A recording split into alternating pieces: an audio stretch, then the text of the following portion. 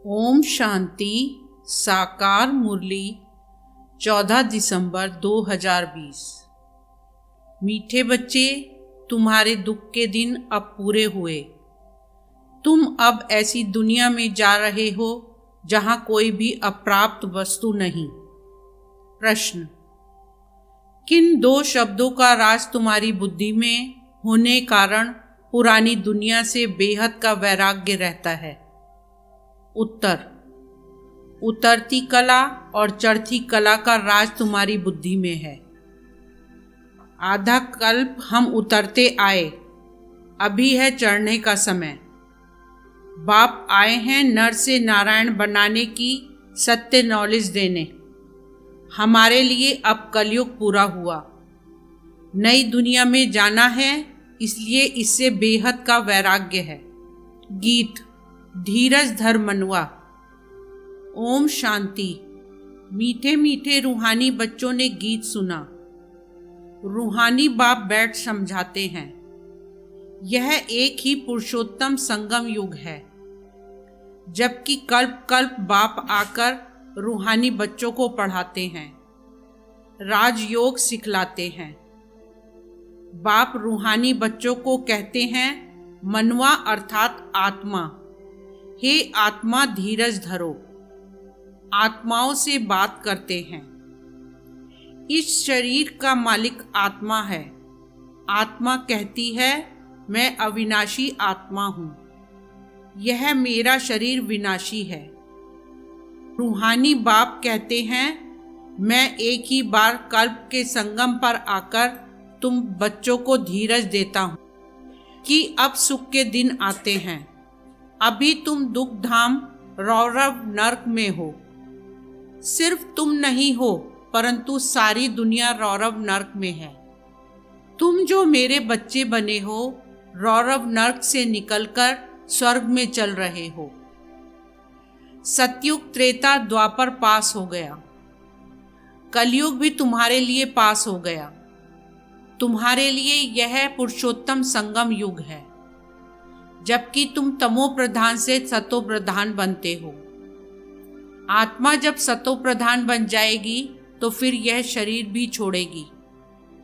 सतो प्रधान आत्मा को सतयुग में नया शरीर चाहिए, वहां सब कुछ नया होता है।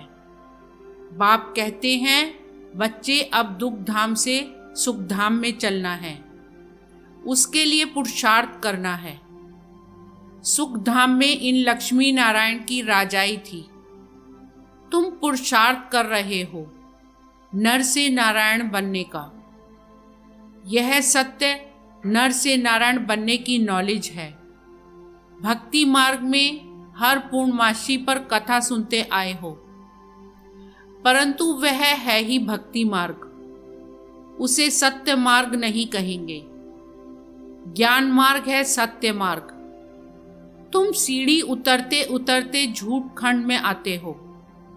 अभी तुम जानते हो सत्य बाप से हम यह नॉलेज पाकर 21 जन्म देवी देवता बनेंगे।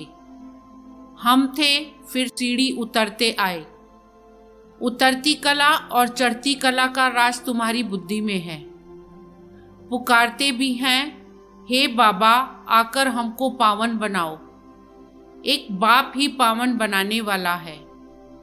बाप कहते हैं बच्चे, तुम सतयुग में विश्व के मालिक थे, बहुत धनवान, बहुत सुखी थे।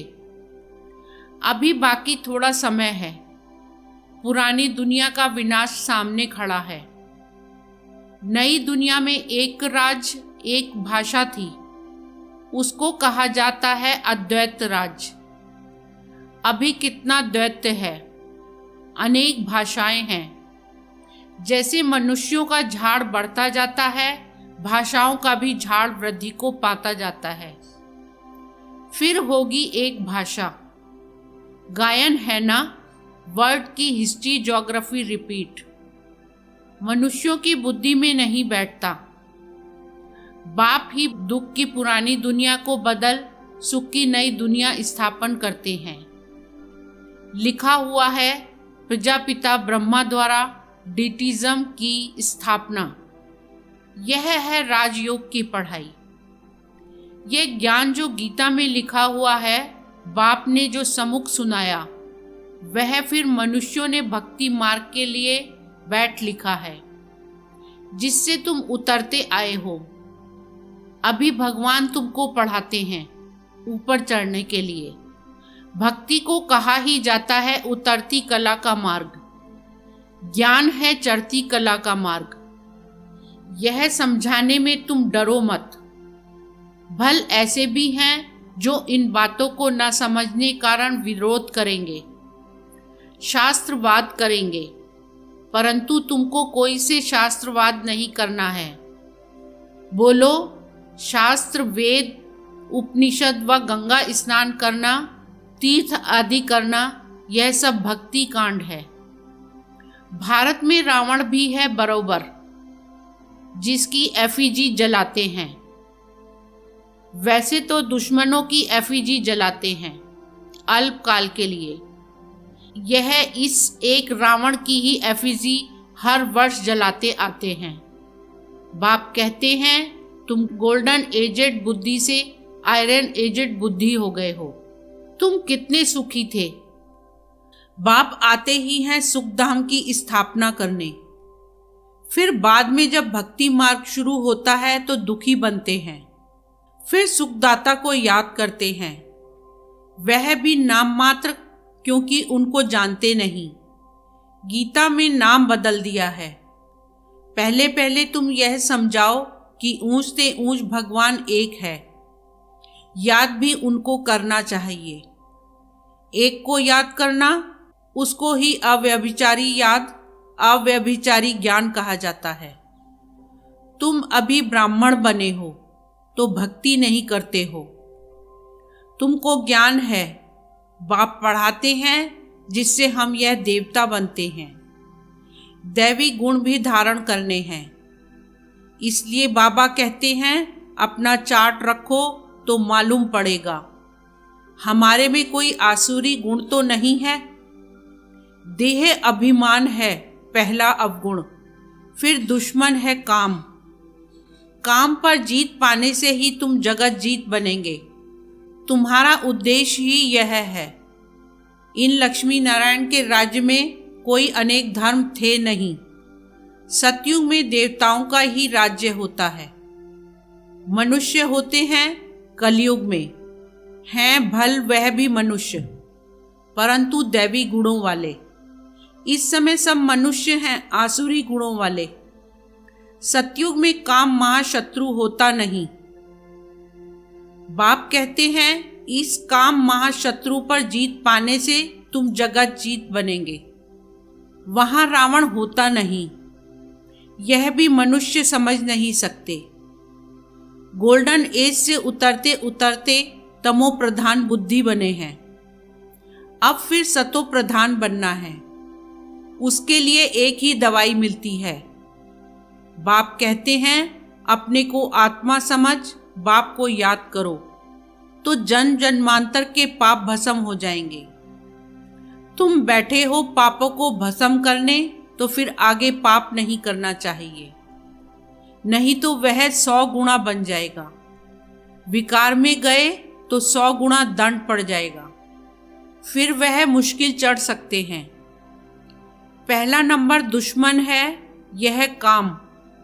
5 मंजिल से गिरेंगे तो हड्ड गुड्ड एकदम टूट जाएंगी, शायद मर भी जाएं। ऊपर से गिरने से एकदम चकनाचूर हो जाते हैं। बाप से प्रतिज्ञा तोड़ काला मुंह किया तो गोया आसुरी दुनिया में चला गया, यहाँ से मर गया। उनको ब्राह्मण भी नहीं शूद्र कहा जाएगा। बाप कितना सहज समझाते हैं। पहले तो यह नशा रहना चाहिए। अगर समझो कृष्ण भगवानोवाच भी हो, वह भी तो जरूर पढ़ा करके आप समान बनाएंगे ना।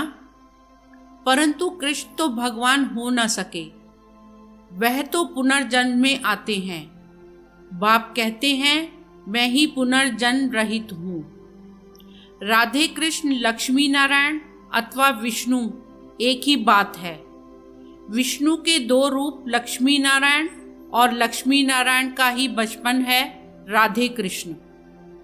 ब्रह्मा का भी राज समझाया है। ब्रह्मा सरस्वती सो लक्ष्मी नारायण अब ट्रांसफर होते हैं। पिछाड़ी का नाम इनका ब्रह्मा रखा है। बाकी यह ब्रह्मा तो देखो एकदम आयरन एज में खड़ा है। यही फिर तपस्या कर कृष्ण व श्री नारायण बनते हैं। विष्णु कहने से उसमें दोनों आ जाते हैं। ब्रह्मा की बेटी सरस्वती, यह बातें कोई समझ ना सके। चार भुजा ब्रह्मा को भी देते हैं, क्योंकि प्रवृत्ति मार्ग है ना, निवृत्ति मार्ग वाले यह ज्ञान दे नहीं सकते। बहुतों को बाहर से फंसा कर ले आते हैं कि चलो हम प्राचीन राजयोग सिखलाएं। अब सन्यासी राजयोग सिखला न सके।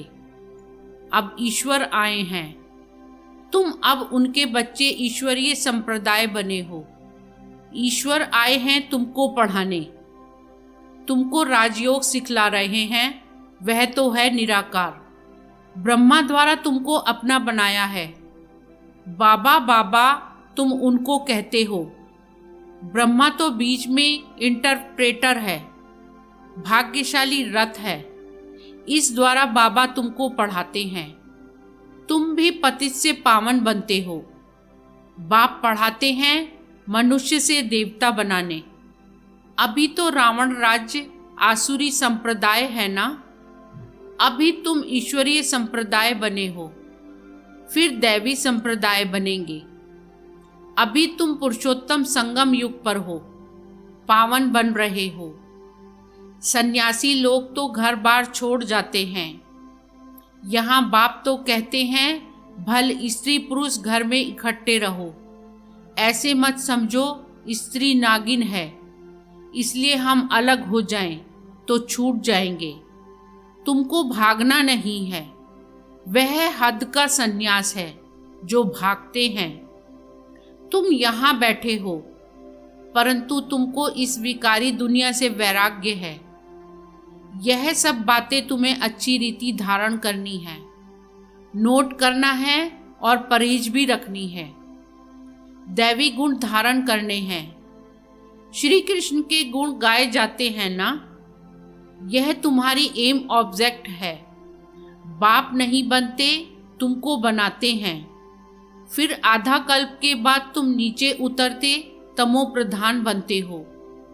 मैं नहीं बनता हूँ, यह बनते हैं। 84 जन्म भी इसने लिए हैं। इनको भी अभी सतो प्रधान बनना है। यह पुरुषार्थी हैं, नई दुनिया को सतो प्रधान कहेंगे। हर एक चीज पहले सतो प्रधान फिर सतो रजो तमो में आती है। छोटे बच्चे को भी महात्मा कहा जाता है, क्योंकि उनमें विकार होते नहीं, इसलिए उनको फूल कहा जाता है। सन्यासियों से छोटे बच्चों को उत्तम कहेंगे, क्योंकि सन्यासी तो फिर भी लाइफ पास कर आते हैं ना। 5 विकारों का अनुभव है। बच्चों को तो पता नहीं रहता, इसलिए बच्चों को देख खुशी होती है। चैतन्य फूल हैं, अपना तो है ही प्रवृत्ति मार्ग। अभी तुम बच्चों को इस पुरानी दुनिया से नई दुनिया में जाना है। अमर लोक में चलने के लिए तुम सब पुरुषार्थ करते हो। मृत्यु लोक से ट्रांसफर होते हो। देवता बनना है तो उसके लिए अब मेहनत करनी पड़े। प्रजापिता ब्रह्मा के बच्चे भाई बहन हो जाते हैं। भाई बहन तो थे ना। प्रजापिता ब्रह्मा की औलाद आपस में क्या ठहरे। प्रजापिता ब्रह्मा गाया जाता है। जब तक प्रजापिता का बच्चा ना बने, सृष्टि की रचना कैसे हो। प्रजापिता ब्रह्मा के हैं सब रूहानी बच्चे। वह ब्राह्मण होते हैं जिस्मानी यात्रा वाले, तुम हो रूहानी यात्रा वाले। वह पतित, तुम पावन। वह कोई प्रजापिता की संतान नहीं है, यह तुम समझते हो। भाई बहन जब समझे तब तक विकार में ना जाएं। बाप भी कहते हैं खबरदार रहना, हमारा बच्चा बनकर कोई क्रिमिनल काम नहीं करना, नहीं तो पत्थर बुद्धि बन जाएंगे। इंद्र सभा की कहानी भी है। शूद्र को ले आई तो इंद्र सभा में उनकी बदबू आने लगी, तो बोला पतित को यहाँ क्यों लाया है। फिर उनको श्राप दे दिया। वास्तव में इस सभा में भी कोई पतित आ नहीं सकते। भल बाप को मालूम पड़े व ना पड़े, यह तो अपना ही नुकसान करते हैं और ही 100 गुना दंड पड़ जाता है। पतित को अलाउ नहीं है, उन्हों के लिए विजिटिंग रूम ठीक है। जब पावन बनने की गारंटी करें, दैवी गुण धारण करें, तब अलाउ हो। दैवी गुण धारण करने में टाइम लगता है। पावन बनने की एक ही प्रतिज्ञा है। यह भी समझाया है देवताओं की और परमात्मा की महिमा अलग अलग है। पतित पावन लिबरेटर गाइड बाप ही है। सब दुखों से लिबरेट कर अपने शांति धाम में ले जाते हैं। शांति धाम, सुख धाम और दुख धाम, यह भी चक्र है। अभी दुख धाम को भूल जाना है। शांति धाम से सुख धाम में वो आएंगे जो नंबरवार पास होंगे, वही आते रहेंगे। यह चक्र फिरता रहता है। ढेर की ढेर आत्माएं हैं। सबका पार्ट नंबरवार है, जाएंगे भी नंबरवार। उनको कहा जाता है शिव बाबा का सिजरा अथवा रुद्रमाला। नंबरवार जाते हैं, फिर नंबरवार आते हैं। दूसरे धर्म वालों का भी ऐसा होता है। बच्चों को रोज समझाया जाता है, स्कूल में रोज नहीं पढ़ेंगे, मुरली नहीं सुनेंगे तो फिर एब्सेंट हो जाएंगे। पढ़ाई की लिफ्ट तो जरूर चाहिए। गॉडली यूनिवर्सिटी में एब्सेंट थोड़े ही होनी चाहिए। पढ़ाई कितनी ऊंच है जिससे तुम सुख धाम के मालिक बनते हो। वहाँ तो अनाज सब फ्री रहता है, पैसा नहीं लगता। अभी तो कितना महंगा है, 100 वर्ष में कितना महंगा हो गया है। वहाँ कोई अप्राप्त वस्तु नहीं होती जिसके लिए मुश्किलात आए। वह है ही सुख धाम। तुम अभी वहाँ के लिए तैयारी कर रहे हो। तुम बैगर टू प्रिंस बनते हो। साहूकार लोग अपने को बैगर नहीं समझते हैं। अच्छा, मीठे मीठे सिकीलते बच्चों प्रति माता पिता बाप दादा का याद प्यार और गुड मॉर्निंग। रूहानी बाप की रूहानी बच्चों को नमस्ते। रूहानी बच्चों की रूहानी बाप को नमस्ते। धारणा के लिए मुख्य सार। फर्स्ट पॉइंट, बाप से जो संपूर्ण पावन बनने की प्रतिज्ञा की है, इसे तोड़ना नहीं है। बहुत बहुत परहेज रखनी है। अपना चार्ट देखना है, हमारे में कोई अवगुण तो नहीं है। सेकंड पॉइंट, गॉडली यूनिवर्सिटी में कभी भी एब्सेंट नहीं होना है। सुख धाम का मालिक बनने की ऊंची पढ़ाई एक दिन भी मिस नहीं करनी है। मुरली रोज जरूर सुननी है। वरदान, मनसा वाचा और कर्मणा की पवित्रता में संपूर्ण मार्क्स लेने वाले नंबर 1 आज्ञाकारी भव। सार, मनसा पवित्रता अर्थात संकल्प में भी अपवित्रता के संस्कार इमर्ज ना हो। सदा आत्मिक स्वरूप अर्थात भाई भाई की श्रेष्ठ स्मृति रहे। वाचा में सदा सत्यता और मधुरता हो। कर्मणा में सदा नम्रता, संतुष्टता और हर्षित मुक्ता हो।